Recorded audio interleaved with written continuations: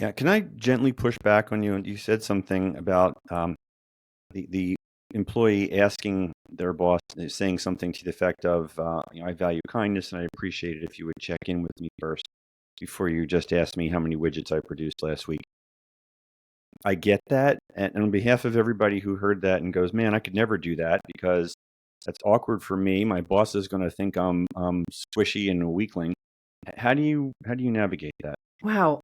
First, let me just celebrate how you asked that question. When you said you were going to push back on me, I didn't expect that. I thought you were going to say, "I think you're completely wrong in what you just said." That's the kind of pushback I was expecting.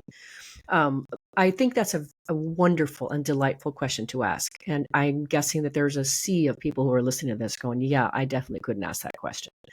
So part of what I am out to do when I'm working with any organizations or any group, or when if I'm doing a keynote or whatever it is I am wanting to empower people to be able to communicate what's important to them, ask for what they want, make a case for as well as for what they want. And a lot of people need to navigate how they're gonna move through their careers, which includes negotiating for bonuses and compensation and things like that. So part of it, just underneath all of that, is learning to ask for what we want. And when we constitute and learn to be able to say, I really want to have a strong relationship with you, Dave, my boss.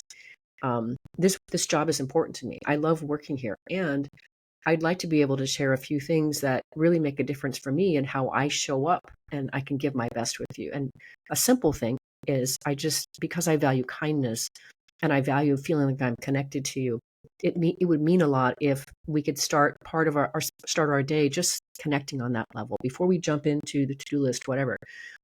And so you socialize, and essentially what you're doing is you are training your boss to communicate and behave in a way that works for you. And then you reward them, reinforce that behavior by saying, thank you. Gosh, I know you stopped, you intervened in your usual way of charging in, and you asked me how I felt. And that meant so much to me.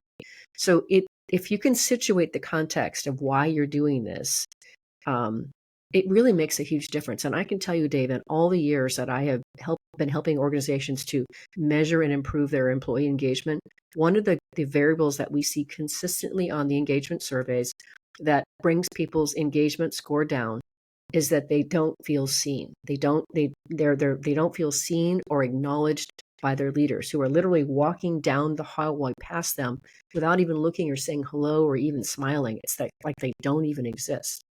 And so that's the kind of thing. If we can start to elevate these, the civilization, if you will, of our workplaces, I think it would go a really long way.